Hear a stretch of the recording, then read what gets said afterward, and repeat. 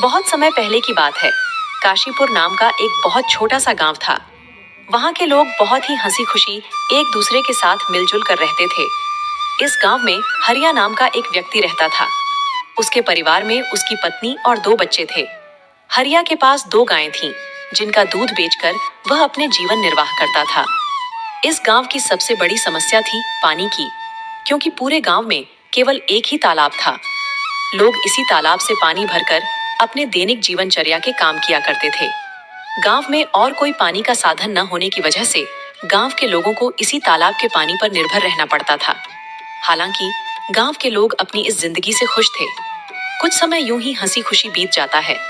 लेकिन एक दिन जब गांव के कुछ लोग तालाब पर पानी भरने जाते हैं, तो देखते हैं कि तालाब में बड़े बड़े मगरमच्छों ने कब्जा कर लिया है। अब लोग तालाब से पानी भरना छोड़ देते हैं, क्योंकि मगरमच्छ उन्हें मार सकते थे।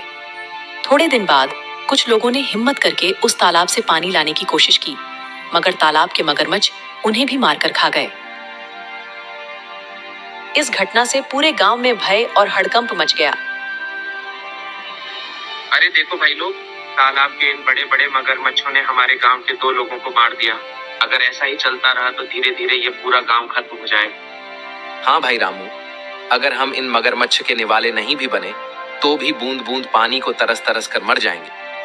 हाँ भाई लोग, ये तो बहुत बड़ी समस्या हो गई है। अगर हम तालाब के पास भी जाएंगे तो ये मगरमच्छ हमें मार डालेंगे। लेकिन बिना पानी के हमारा गुजारा कैसे होगा? हमें कुछ करना पड़ेगा। तुम सही कह रहे हो चंदन, हमें तुरंत पंचायत बुलानी चाहिए और सरपंच जी को बताना चाहिए। हाँ, चलो सरपंच जी के पास चलते हैं, अब वही कुछ कर सकते हैं। गांव के लोग मिलकर पंचायत में सरपंच जी के पास जाते हैं और अपनी समस्या बताते हैं। हाँ सरपंच जी, मगरमच्छ बहुत खतरनाक होते हैं। अगर हम तालाब के पास गए तो हमारी जान को खतरा हो सकता है। हाँ, सरपंच जी हरिया सही कह रहा है। हमने देखा कि कुछ लोग पानी भरने गए थे और मगरमच्छों ने उन पर हमला कर दिया। हाँ भाइयों, यह समस्या सच में गंभीर है, लेकिन हमें इसका कोई समाधान निकालना होगा। एक व्यक्ति है जो हमें इस समस्या से निकलने के लिए कोई बेहतर सुझाव दे सकता है। वह है मुखिया हरिलाल। हमें इस बारे में हरिलाल से बात करनी चाहिए।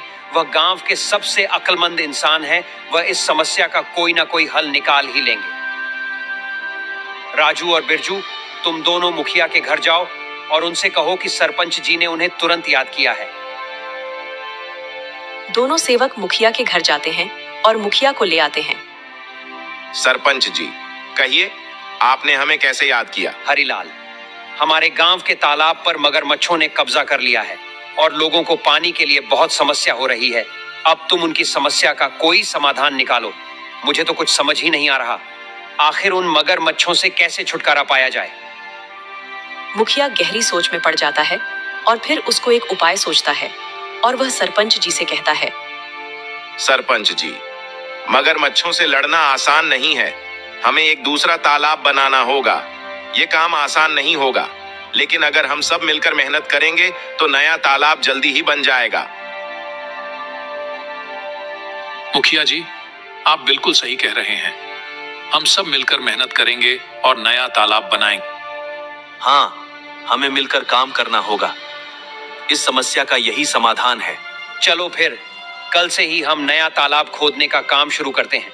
सभी गांव वाले मिलकर काम करेंगे और पानी की समस्या से जल्द ही निजात पाएंगे। गांव वाले मुखिया जी के सुझाव से सहमत होते हैं और अगले दिन से ही तालाब खोदने का काम शुरू कर देते हैं। कुछ ही दिनों की मेहनत और मशक्कत के बाद आखिरकार गांव के लोगों ने मिलकर एक बहुत ही गहरा तालाब खोद लिया। बस फिर क्या था, वर्षा ऋतु का मौसम भी आ गया और गांव में जोरदार बारिश शुरू हो गई। बारिश से वह तालाब लबालब पानी से भर गया, जिसे देख गांव के लोग बहुत खुश हुए।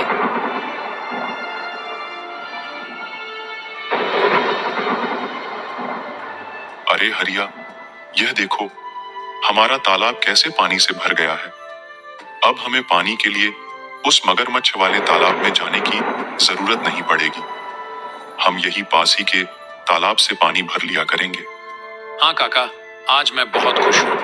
आखिरकार हमारे गांव को इस पानी की समस्या से निजात मिल ही गया।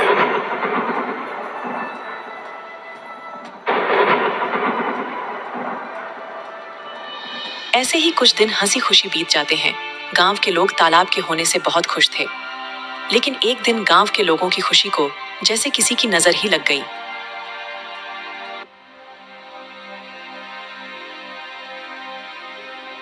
सुनिए जरा, ये तालाब से मटकी भरकर ले आना। घर में पानी खत्म हो गया है। और हाँ, थोड़ा जल्दी आना। वहाँ गांव वाले लोगों से बातें करने मत बैठ जाना जब तक मैं आपके लिए गाय का दूध निकाल देती हूँ। ठीक है राधा, लाओ 2 मटकी मुझे, मैं अभी पानी भर लाता हूँ। जब हरिया मटकी लेकर तालाब के पास पहुंचा तो उसने देखा वहां पर मुखिया हरिलाल खड़ा है और वह गांव वालों से पैसे ले रहा है। हरिया ने एक व्यक्ति को रोककर पूछा, भैया क्या बात है? ये मुखिया जी किस चीज के पैसे ले रहे हैं? अरे भाई हरिया, क्या बताऊं अब तुम्हें। अब यह मुखिया जी हमसे इस पानी के पैसे ले रहे हैं। इनका कहना है कि जिसे भी इस तालाब से पानी भरना है उसको पैसे देने होंगे, और जो पैसे नहीं देगा उसे तालाब से पानी नहीं भरने दिया जाएगा।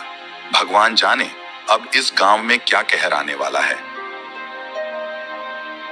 हरिया पानी भरने के लिए तालाब के पास खड़ा हो जाता है। जैसे ही वह तालाब से पानी भरने जाता है, मुखिया उसे रोकते हुए कहता है, हरिया, तुम क्या कर रहे हो? तुम्हें पता नहीं है कि यहाँ से पानी भरने के लिए पैसे देने होंगे? लेकिन यह तो गांव का तालाब है, यहाँ पानी भरने के लिए पैसे क्यों देने पड़ेंगे? यह नियम अब बदल गया है। यहाँ से पानी भरने के लिए हर किसी को पैसे देने होंगे। ये तो सरासर अन्याय है। ये तालाब सबके लिए है, हमने मिलकर इसे खुदा है। तुम पैसे कैसे मांग सकते हो? मुझे कानून मत सिखाओ, यह मेरा आदेश है, और जो इसे नहीं मानेगा उसे तालाब से पानी नहीं मिलेगा। ये बिल्कुल गलत है। मैं इस बात को जमींदार साहब के पास ले जाऊंगा। तुम्हें इसका जवाब देना होगा। जाओ जाओ, जमींदार साहब के पास जाओ। लेकिन तुमने इस बारे में जमींदार के सामने अपना मुंह भी खोला तो तुम्हें और तुम्हारे परिवार को इसके गंभीर परिणाम भुगतने पड़ सकते हैं। मेरी शिकायत करने से पहले एक बार अपने परिवार के बारे में भी सोच लेना। हरिलाल से पंगा लेना तुम्हारे परिवार पर भारी पड़ सकता है। ठीक है, मैं पैसे दे दूंगा, लेकिन याद रखना यह अन्याय ज्यादा दिनों तक नहीं चलेगा। हरिया मजबूरी में पैसे देकर पानी भरता है और वहां से चला जाता है। राधा, जो हम सब गांव वालों ने मिलकर तालाब खोदा था, मुखिया जी ने अब उस पानी भरने पर रोक लगा दी है। मुखिया ने कहा है कि अगर पानी चाहिए तो तुम्हें इस पानी की कीमत चुकानी होगी। ये मुखिया अपने आप को समझता क्या है? देख लेना, एक दिन इसके पापों का अंत जरूर होगा। हम गरीबों की इसे एक दिन हाय जरूर लगेगी। इतनी गर्मी में गरीबों से पानी के पैसे लेता है। देख लेना, एक दिन ये मुखिया बूंद बूंद पानी को तरसेगा। नहीं राधा, ऐसा मत कहो। कोई हमारे साथ बुरा करता है, इसका मतलब ये तो नहीं कि हम भी उसके साथ बुरा ही करें। ऊपर वाला सब देख रहा है, सबको सबकी कर्मों की सजा जरूर मिलती है। मुखिया को भी उसकी किए की सजा एक न एक दिन जरूर मिलेगी। एक दिन गांव में एक नया व्यक्ति आता है और तालाब के पास पानी पीने की कोशिश करता है। ये तालाब तो काफी बड़ा है, यहाँ से पानी पी लेता हूँ, प्यास बहुत लगी है। ऐ, तुम कौन हो? नमस्ते, मैं एक यात्री हूँ और बहुत प्यासा हूँ। बस थोड़ा पानी पीने के लिए रुका हूँ। यहाँ पानी पीने के लिए रुक गए? यहाँ पानी पीने के लिए पैसे देने होंगे। पैसे? लेकिन पानी पर तो सभी का हक है।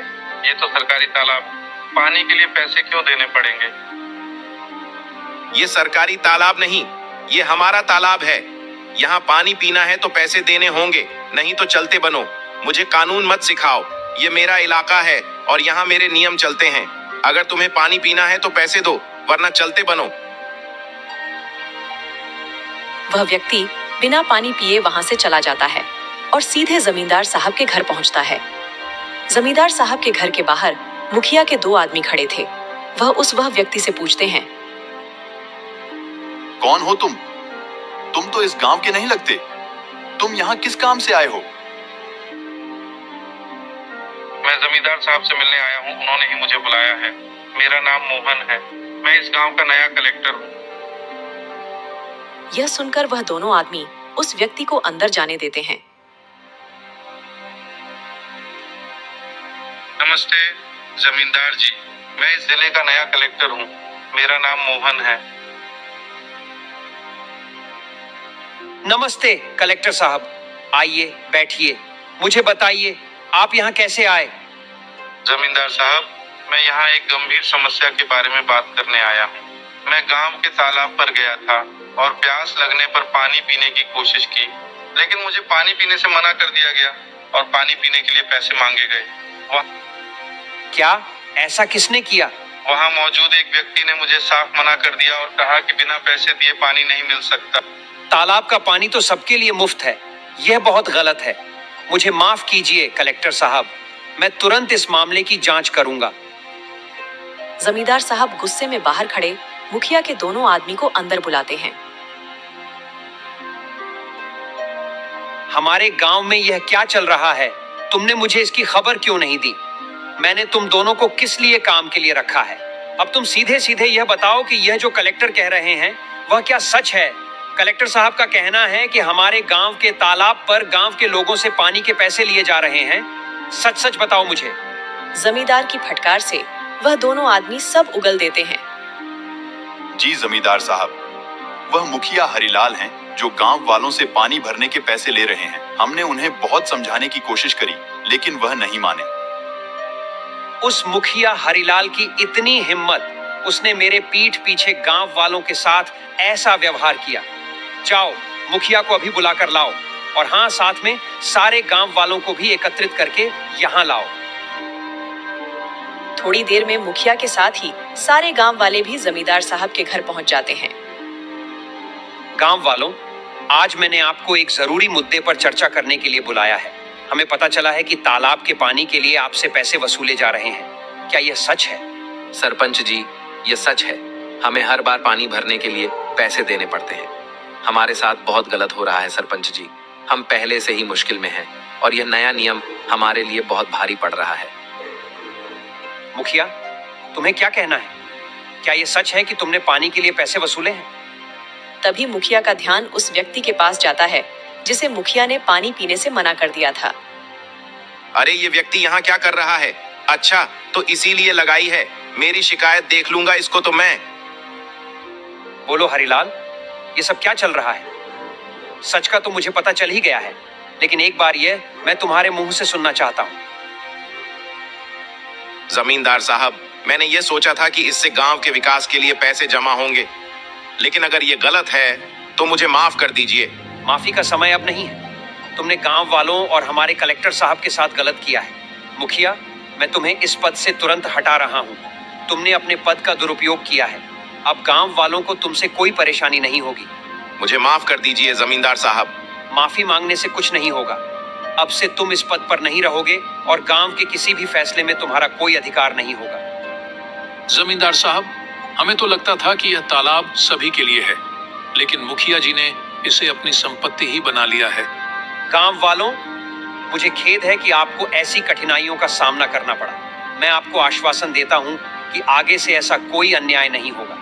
तालाब का पानी अब सभी के लिए मुफ्त होगा। धन्यवाद जमींदार साहब, आपने हमें न्याय दिलाया। गांव वाले यह जानकर खुशी खुशी अपने काम में वापस लौट जाते हैं कि अब उन्हें तालाब के पानी के लिए कोई भुगतान नहीं करना पड़ेगा और उनके साथ कोई अन्याय नहीं होगा।